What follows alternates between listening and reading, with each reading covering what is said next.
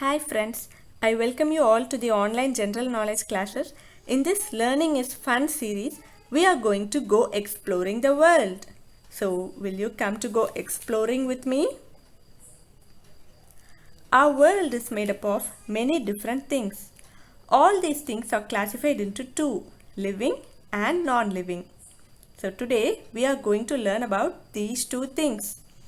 After this session, you would be able to classify each object into either living or non-living. So, how can we know whether a thing is living or non-living? The first one is living things can grow. Can you see the baby here? This baby grows into a toddler and then into a girl and grows on to become an adult lady. So is the baby a living thing? Yes, the baby is a living thing. What about plants then? You can see the sunflower plant here. When the seed is sown in the soil, it grows into a tiny seedling, then into a young plant, and finally into an adult plant with beautiful sunflowers. And the next character of the living things is, living thing can move from one place to another. Can you see the elephant moving here? The elephant has 4 legs to move. Birds fly, kangaroos jump, horses run, rabbits hop, and what do? We can also walk, jump, skip and hop. Even parts of plants move in search of food and water. And the next one, living things need food. Food gives us energy to live. You can see the parrots eating these delicious guavas. So all birds, animals, insects, they need food to grow. Without food, the energy of the body will be lost and will be energy depleted and tired all the time. So we shouldn't miss our food for anything. And here you can see a family of kids eating their breakfast. They are having a healthy breakfast with oranges and milk and pancakes with some fruits and eggs. So all living things, they need food. And living things, they need water. Water keeps us hydrated and maintains all our bodily functions. All animals, birds and humans feel thirsty. You can see the tigers drinking water in this picture.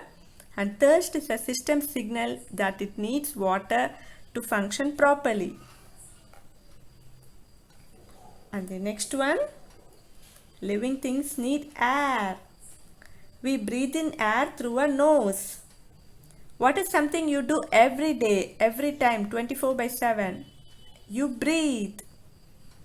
When we breathe, the lungs allow us to take in fresh air and get rid of stale air. So, living things need air to breathe. What are the other things that living things need? Living things need a place to live.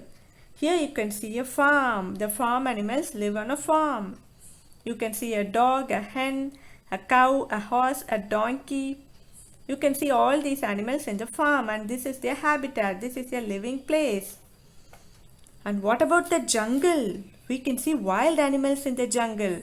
Lions, monkeys, elephants, tigers, snakes, and even honeybees. Wild animals live in the jungle. That is their home. And where do we humans live? We live in a house. The place where we live provides us with food and shelter. We have a mummy and daddy and a siblings, a brother or sister, and we are all happily living in a house.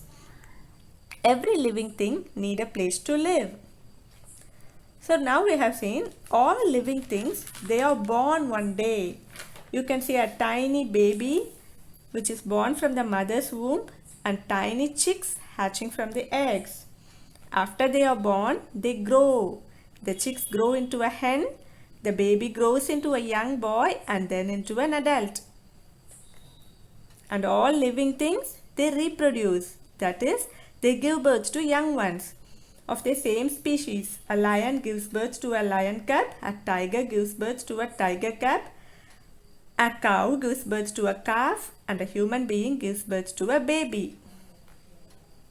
And finally, all living things, die. They can't go living forever. Every living thing which has life must die one day. What are living things made up of? They are made up of cells. The cell is the basic unit of life. Every living thing is made up of microscopic structures called cells, which can be seen with the naked eye. And living things breathe. What do we breathe in? We breathe in oxygen and we exhale carbon dioxide, whereas plants, they take in carbon dioxide and gives out oxygen. Both humans and animals, they breathe in oxygen. And all living things excrete waste from their body. That is, the non-useful things of the body, non-useful materials, they will be excreted through the excretory system, which is in charge of getting rid of waste and the extra water from our body. And all living things, they respond to external environment. When you touch a hot pan, what happens? You feel the heat and you immediately let go of the pan. You respond to it. You respond to the external environment. That is also a major trait of living thing. And you can see the sunflowers, which respond by turning its head in the direction of the sunlight. Then what about the non-living things? Non-living things, they are things that are not alive. They do not have life in them. They do not move. They do not grow. And they do not reproduce or die, and they do not need food or water for their survival. These are some examples of living things. Living thing comprises of every bird, every animal, either wild or domestic, and small insects, amphibians and reptiles, and of course trees and plants and human beings also. So these all comprise the living things. Apart from these, there are tiny microscopic organisms called amoeba, virus, bacteria, etc. These are some of the examples of non-living things. There are two types of non-living things. One is man-made and the other is natural. So these are the man-made non-living things.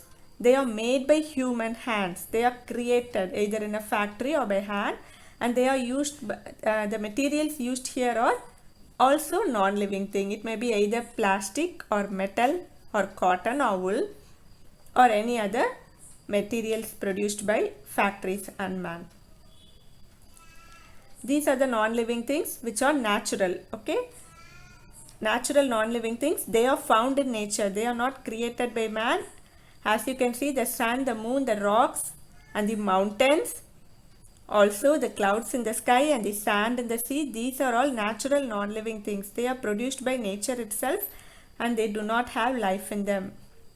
So this is an example where we can see whether the doll is living or non-living. The doll looks like a living thing. It's a replica of living thing, but it doesn't have life in them. So it's a non-living thing. What about the water fountain? Water and the fountain, both are non-living. It doesn't have life in it. And this is a picture of a kangaroo. The kangaroo has life in it. It reproduces. It produces little kids, little joeys. And also the kangaroo can move from one place to another. It eats, it sleeps like as human beings. So it is a living thing. And the final one is a picture of a train. So this train, even though it moves, you can see the train moving here, and even though the train moves, it is non-living because it doesn't have life in them.